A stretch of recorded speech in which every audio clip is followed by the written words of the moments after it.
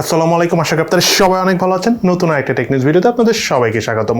আমাদের আজকের দিনে মেইন টেকনিক্স ভিডিওতে যাওয়ার আগে আপনাদেরকে একটা ইম্পর্টেন্ট ইনফরমেশন শেয়ার করে নিই, বিকজ এটা আমার মনে হয় সবারই জানা প্রয়োজন।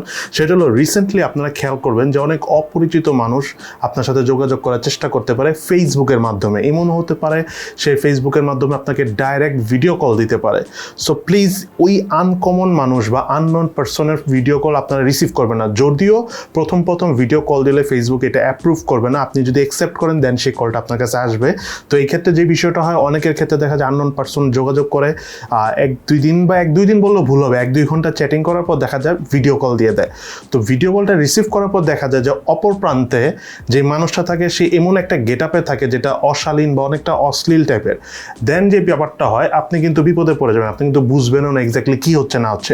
এবং সে আপনার 8 থেকে 10 সেকেন্ড ভিডিওটা শ্যুট করেই ভিডিও কলটা কন্টিনিউ করে দেন, কলটা কেটে দিবে। ইন দ্য মিন টাইম কী হবে জানেন, আপনার থেকে আপনার যে ছবি ছিল, আপনার ফেসের যে মুভমেন্ট ছিল, সে সেটা কপি করে নেয়।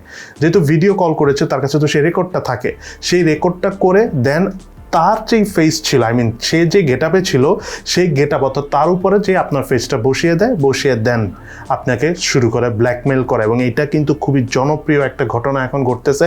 অনেক মানুষের সাথে এই ধরনের ব্ল্যাকমেলিং হচ্ছে এবং ব্ল্যাকমেলিংয়ের কারণে কিন্তু ফ্যামিলির ভিতরে অনেক ঝামেলা হচ্ছে। সো প্লিজ আপনারা বাই মিস্টেকও আননোন পার্সনের সাথে 1-2 ঘন্টার আলাপ আলোচনা অথবা 1-2 দিনের পরিচয়ে তার সাথে ভিডিও চ্যাটিংয়ে যাবেন না।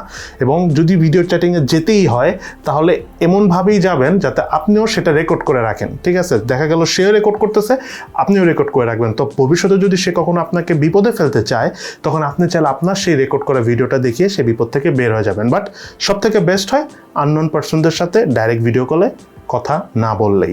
সো আমাদের আজকের দিনের প্রথম টেকনিক্সটি হলো, আপনারা সবাই জানেন যে সেপ্টেম্বরের 14 তারিখ অর্থাৎ আজকে তো 11 তারিখ, আর 2 দিন পরেই কিন্তু বা 3 দিন পরেই কিন্তু আইফোন আসতে যাচ্ছে।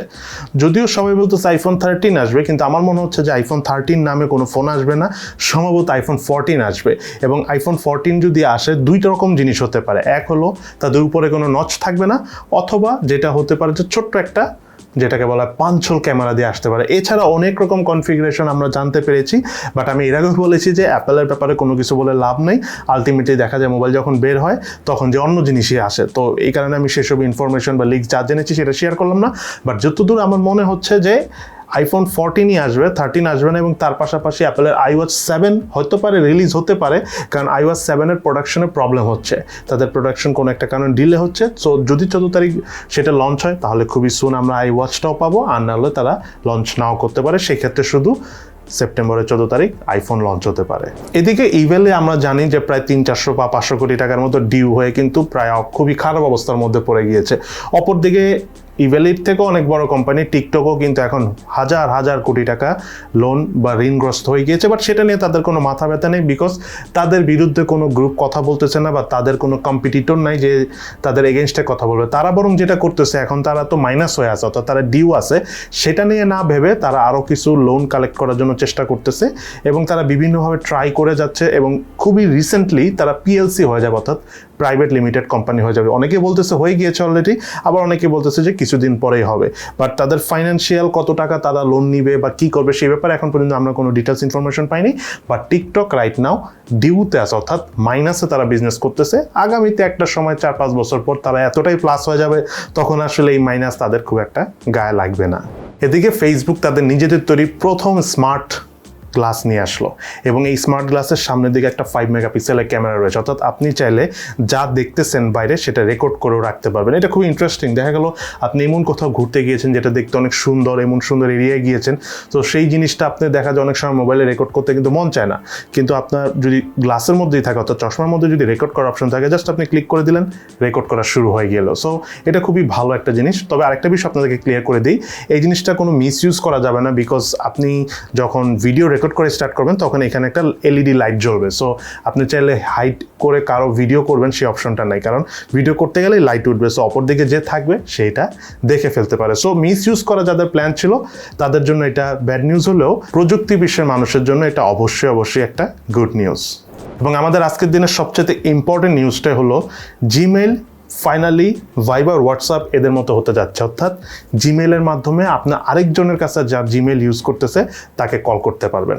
ঠিক আছে, যেটা আমার কাছে মনে হয় right now one of the best Discovery, because Gmail যদি এই কাজটা করে, জিমেলের মাধ্যমে জিমেলে যদি কল দেওয়া যায়, তাহলে আমার মনে হয় আস্তে আস্তে অনেক মেসেঞ্জার সিস্টেম আছে যেগুলো একদম স্লো হয়ে যাবে। কারণ জিমেল অনেক ইউজ করে, স্পেশালি কর্পোরেট লাইফে যারা জব করে বা বিজনেস করে তাদের কিন্তু জিমেলের অনেক প্রয়োজনীয়তা আছে। সো আর কিছু বলেন নেই এখানে, আপনারা নিজেরাই বুঝতেছেন যদি জিমেলের মাধ্যমে কল বা ভিডিও কল দেওয়া যায় তাহলে অনেক ছোট ছোট অ্যাপস আছে, ধরেন ভাইবারই স্লো হয়ে যেতে পারে, ভাইবার আস্তে আস্তে মার্কেট আউট হয়ে যেতে পারে, হোয়াটসঅ্যাপও আস্তে আস্তে মার্কেট আউট হয়ে যেতে পারে। আর মাত্র তো স্টার্ট করবে জিমেল, দেখুন পরে দেখা যাবে তারাও কিছু ফিল্টার অ্যাড করবে, তখন ইনস্টাগ্রাম হয়তো বা পিছিয়ে যেতে পারে। যাই হোক, এটা আমি বেশি ফিউচার ভেবে ফেলতেছি, বাট সব কথার বড় কথা, জিমেলে যদি ভয়েস কল এবং ভিডিও কল অপশন আসে তাহলে এটা আমি মনে করি বর্তমান সময় one of the best Discovery হবে। এবং আমাদের আজকের দিনের সর্বশেষ নিউজ আমি বলবো না, এটা আমি একটা টিপস দিব আপনাদেরকে।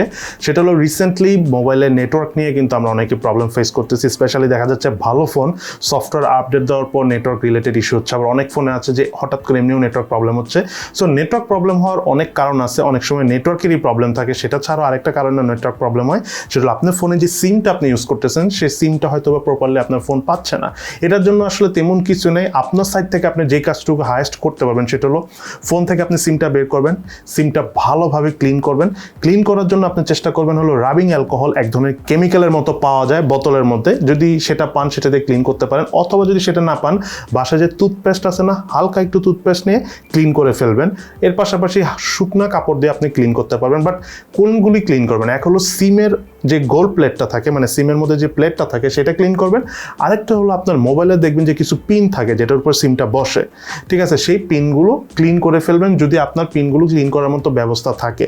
আর যদি দেখেন যে এখনকার যুগে স্মার্টফোনগুলি হয়ে থাকে যেটা আসলে খুলে ক্লিন করতে হবে, সেরকম অবস্থা হলো তো আসলে খুলে ক্লিন করা যাবে না, তখন আপনি আপনার সিমের পিনটাই ক্লিন করবেন। বাট আপনাদেরকে আমি একটা ইম্পর্টেন্ট বিষয় শেয়ার করি, সেটা হলো বর্তমান সময় কিন্তু সিমগুলো অনেক আপডেট হয়েছে, ঠিক আছে, নতুন নতুন অনেক সিম এসেছে। দেখা যাচ্ছে যে একটা সিম থেকে যখন নতুন একটা সিম আসে, ওই সিমটা যদি আপনার সাথে সাথে নিয়ে নেন তাহলে আপনার যেটা হবে ফোনে নেটওয়ার্কটা একটু ভালো পাবে।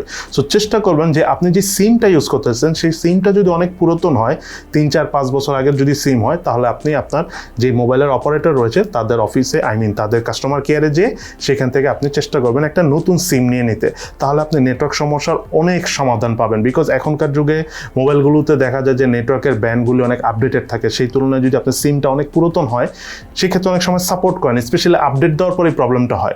দ্যাটস ওয়াই খুব ভালো হবে আপনি কাস্টমার কেয়ারে যে, অর্থাৎ মোবাইল যেই কোম্পানি আপনি ইউজ করতেছেন সেই কোম্পানির কাস্টমার কেয়ারে যে জাস্ট সিমটা চেঞ্জ করে নতুন একটা সিম নিয়ে আপনার মোবাইলে চেঞ্জ করে ইউজ করুন। আই হোপ আপনার এই সিমের নেটওয়ার্কের সমস্যা পুরোটাই সলভ হয়ে যাবে। সো আজকে তাহলে এই পর্যন্তই। কেমন লাগলো আমাদের আজকের ভিডিও অবশ্যই সেটা ভিডিও নিচে কমেন্টস করে জানাবেন। তো সবাই ভালো থাকেন, সুস্থ থাকেন এবং আমাদের জন্য দোয়া করবেন। ইনশাল্লাহ দেখা হবে ফিউচারে।